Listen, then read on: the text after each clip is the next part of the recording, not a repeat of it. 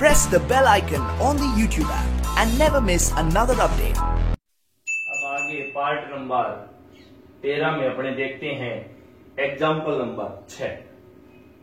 ये example number 6 है, important है, तो इस वीडियो को अपने को लास्ट तक देखना है, नोट्स भी बनाने हैं। ये पाइथागोरस प्रमेय है, उससे पहले की एक प्रमेय भी है, लेकिन एग्जाम्पल के तौर पे भी अपने को ये दिया गया है, इम्पोर्टेंट है। सिद्ध करो कि किसी समकोण त्रिभुज के समकोण शीर्ष से, समकोण त्रिभुज है जिसमें हमने देखो यहाँ पे ए बी सी एक समकोण त्रिभुज बनाया है, जिसमें ए कोण बराबर मैंने क्या लिखा है 90 डिग्री, यानी ए कोण को मैंने 90 डिग्री का माना है। समकोण वाले शीर्ष से कर्ण पर लंब, समकोण शीर्ष है, यहां से कर्ण पर लंब, तो सीधी सी बात है कि कर्ण 90 डिग्री के सामने वाली भुजा होती है। लंब डाला जाए तो इस लंब के दोनों ओर बने त्रिभुज समरूप होते हैं, जैसे मैंने 1 नंबर और 2 नंबर लिखा है। ये दोनों त्रिभुज समरूप हैं तथा परस्पर बने त्रिभुज भी समरूप होते हैं। यानी कहने का मतलब इस आकृति में 3 प्रकार के 3 त्रिभुज बने हैं, तीनों ही समरूप है, ये हमें सिद्ध करना है। तो सबसे पहले क्या लिखेंगे, सिद्ध करना है, सिद्ध करना है। डायग्राम आपको पढ़ के बनाना होगा, साथ ही साथ प्रश्न में नहीं दिया जाएगा। तो यानी मूल त्रिभुज ए बी सी के समरूप करना है, तो यहाँ पे ध्यान रखना है संगत के हिसाब से अपने को नाम लिखने। जैसे यहाँ पे ए कोण कितने डिग्री का है 90 डिग्री का है, तो इसमें 1 नंबर त्रिभुज में देखो डी बिंदु पे 90 डिग्री का कोण है, तो यहाँ पे डी आएगा। फिर देखो त्रिभुज ए बी सी में और त्रिभुज ये 1 नंबर में सी कोण कॉमन आ रहा है, तो यहाँ पे जहां पे सी है वहीं पे आएगा, यानी लास्ट में लिखेंगे सी और बाकी बच गया ए। तो मतलब क्या बन गया, डी ए सी त्रिभुज बन गया। इसी तरीके से आपने आगे वाला जो त्रिभुज है उसका भी नामकरण करेंगे। कैसे, इसमें कैसे करेंगे, लास्ट वाले का मूल त्रिभुज को लेके, मूल त्रिभुज कौन सा बना ए बी सी को लेके, ए 90 डिग्री का है, तो 2 नंबर त्रिभुज में डी बिंदु पे 90 डिग्री का कोण है, तो यहां पर भी लिखेंगे डी। फिर देखो यहाँ पे दोनों त्रिभुजों में, बड़े वाली त्रिभुज में यानी ए बी सी में, और जो 2 नंबर त्रिभुज है उसमें बी कोण कॉमन आ रहा है, तो बी लिखेंगे और बच गया ए। यानी संगत के हिसाब से हमने नाम लिख दिए। अब क्या करना है, इन्हीं त्रिभुजों को हम आपस में समरूप करते हैं। तो आगे चलते हैं उत्पत्ति। ध्यान से देखो कि त्रिभुज ए बी सी व त्रिभुज डी ए सी, आधा हल मैंने आपको पहले ही बता दिया है कि कौन सा कोण आपको 90 डिग्री का बताया था, ए कोण बताया था, तो क्या लिखेंगे यहाँ पे बी ए सी लिखेंगे, बराबर। इसमें मैंने आपको बताया था डी बिंदु पे 90 डिग्री का कोण है, तो क्या लिखेंगे ए डी सी। ये तो आप जान ही गए होंगे कि जिस बिंदु पे कोण बनता है उसको कहां पे लिखते हैं, बीच में लिखते हैं 90 डिग्री से। दूसरा, इसी क्रम में आगे बढ़ते हैं। सी पार्ट देखो मैंने आपको बताया था कि सी जैसा है वैसा ही यहाँ पे लिखा था 1 नंबर में और ए बी सी त्रिभुज में, तो इसका मतलब सी क्या था, कॉमन था, यानी क्या उभयनिष्ठ या कॉमन लिख सकते हो। 2 कोण बराबर हो गए, तो इसका मतलब ये दोनों त्रिभुज क्या हो गए, समरूप हो गए। कौन से नियम से, ए नियम से, ए नियम से समरूप भी हो गए, ए नियम से। और समरूप त्रिभुजों हमें समरूप ही करना था, इससे आगे कुछ नहीं लिखना है, तो यहां पे समीकरण नंबर 1 नाम दे देते हैं। इसी क्रम में आगे बढ़ते हैं। अब त्रिभुज ए बी सी वह त्रिभुज दूसरा कौन सा रह गया अपना, डी बी ए में क्या करना है, कोण 90 डिग्री वाला ही लेना है, तो क्या बनेगा बी ए सी, यानी जिस बिंदु पे 90 डिग्री का कोण बना उसको बीच में लिया है ए को, तो यहां पे डी को लेना है, बी डी ए कितने डिग्री से, 90 डिग्री से।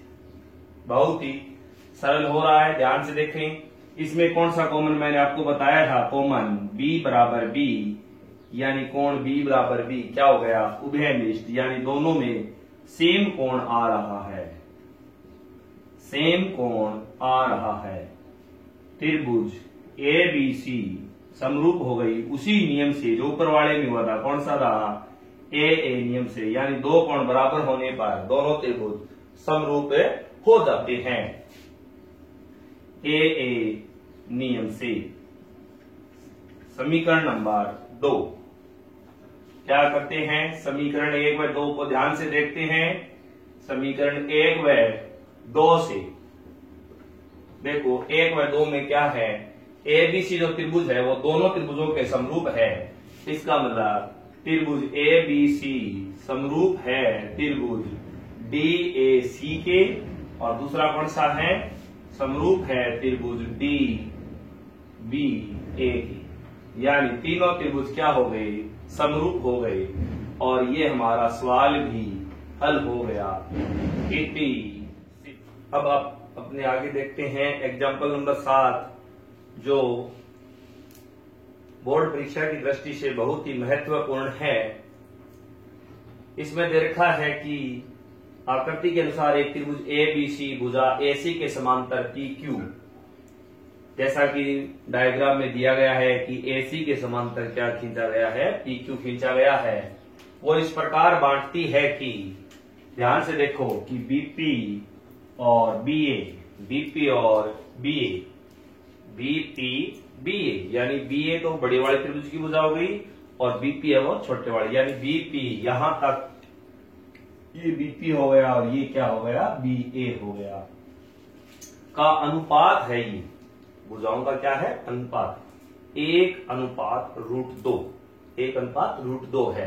तो सिद्ध करो कि PQ जो रेखा है ABC को समान क्षेत्रफल में बांटती है, ABC को, यानी ABC में जो PQ रेखा खींची है ना बीच में, ये क्या करती है, बराबर दो क्षेत्रफलों में बांटती है। यानी सिद्ध करना है, सबसे पहले जो क्या सिद्ध करना है वो देखते हैं, कैसे लिखेंगे, क्षेत्रफल बांटती है, क्षेत्रफल, यानी इसमें दो पार्ट है, उन दोनों पार्टों को लिखेंगे, जैसे एरिया BPQ, एरिया BPQ बराबर आपको क्या करना है, एरिया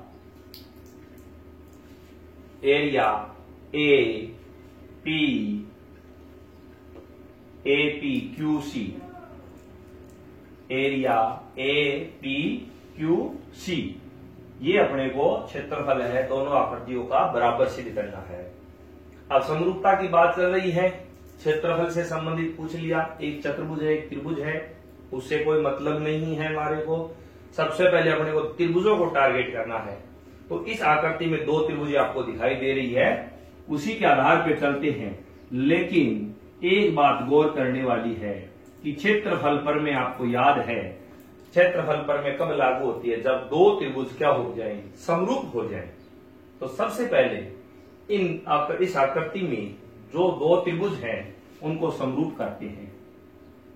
तो जैसे त्रिभुज, पहला त्रिभुज लिया मैंने BAC, और दूसरा त्रिभुज मैंने लिया, बड़े वाला त्रिभुज लिया BAC, छोटे वाला त्रिभुज लेंगे BPQ में।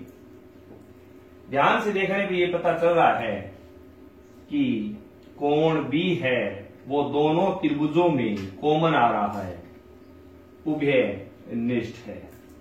B कोण क्या है, दोनों त्रिभुजों में उभयनिष्ठ है। देखो ध्यान से, दूसरा देखो हमें समांतर रेखा दी गई थी, PQ क्या रेखा दी गई थी, समांतर रेखा, और समांतर रेखा को कोई तिर्यक रेखा काटती है। तो मैंने आपको बार बार बता चुका हूं कि एकांतर कोण और संगत कोण जो बनते हैं वो बराबर होते हैं।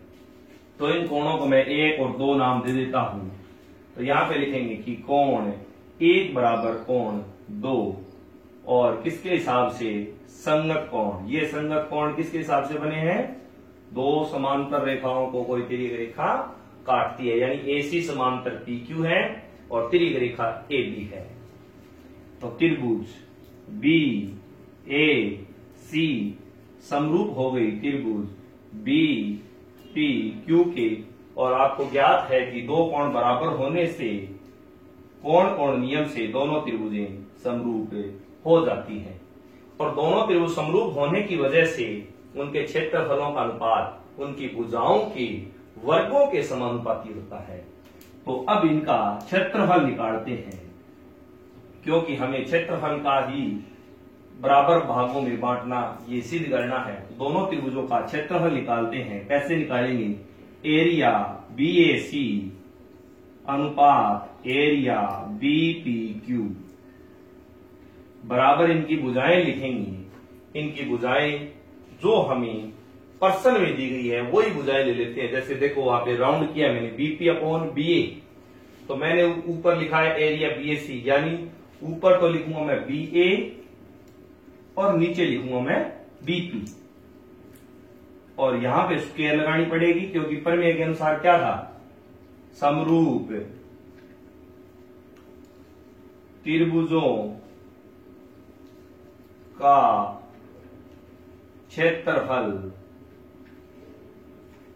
प्रमेय से, क्षेत्रफल प्रमेय से क्या होता है? भुजाओं के वर्गों के समानुपाती होता है। इसके नीचे लिखेंगे एरिया BAC भाग में या अनुपात में एरिया BPQ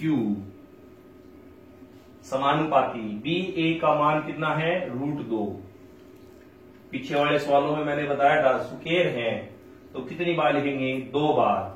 BP की वैल्यू कितनी है? 1 है तो 1 बार लिखेंगे, 1 गुणा 1। इसी क्रम में आगे चलते हैं। एरिया BAC अनुपात में एरिया BPQ √2 को √2 से गुणा करेंगे, यानी √2 का स्क्वायर करें या √2 को √2 से गुणा करेंगे, कितना आता है? 2 आता है। यहां कितना आता है? 1। तिरछा गुणा करेंगे, क्या हो गया? एरिया BAC बराबर 2 एरिया BPQ।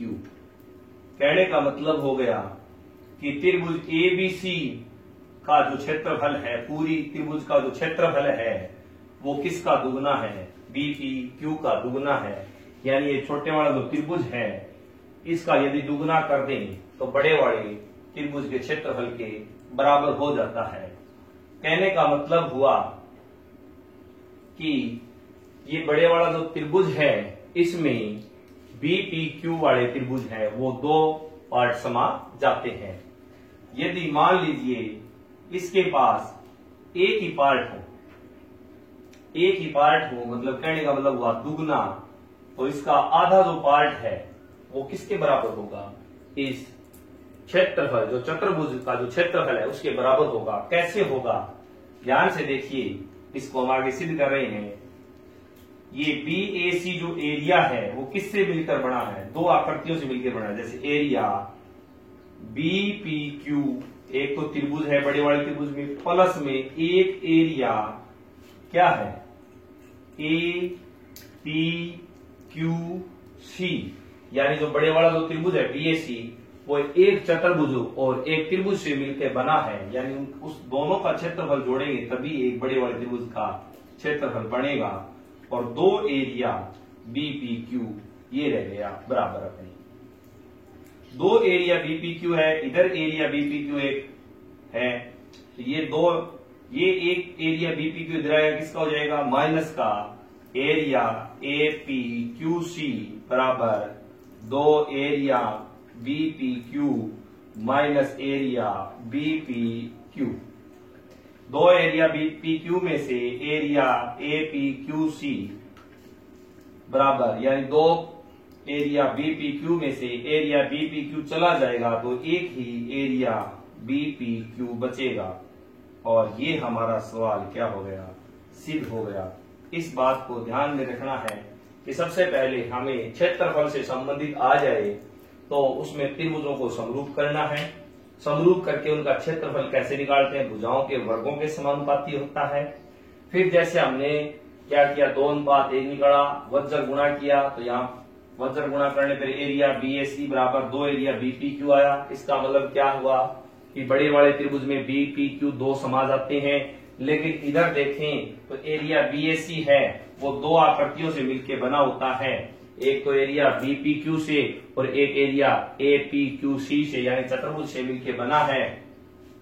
तो एरिया BPQ है उसका पक्षांतरण करके दूसरे वाले पक्ष में से घटाया जैसे ही, तो ये हमारा सवाल क्या हो गया, सिद्ध हो गया। हेलो दोस्तों, अगर आपको हमारा ये वीडियो पसंद आया तो प्लीज हमारे चैनल को लाइक, कमेंट एंड सब्सक्राइब करना मत भूलिए, ताकि हमें जल्द से जल्द ज्यादा से ज्यादा सब्सक्राइबर्स मिले। अरे वो तो, लेकिन सब्सक्राइब करने के लिए सब्सक्राइब का बटन कहाँ है? ओह सॉरी, गलती से मिस्टेक हो गई, ये रहा। दोस्तों हमारे YouTube पेज पे बेल आइकॉन को प्रेस करना मत भूलिए।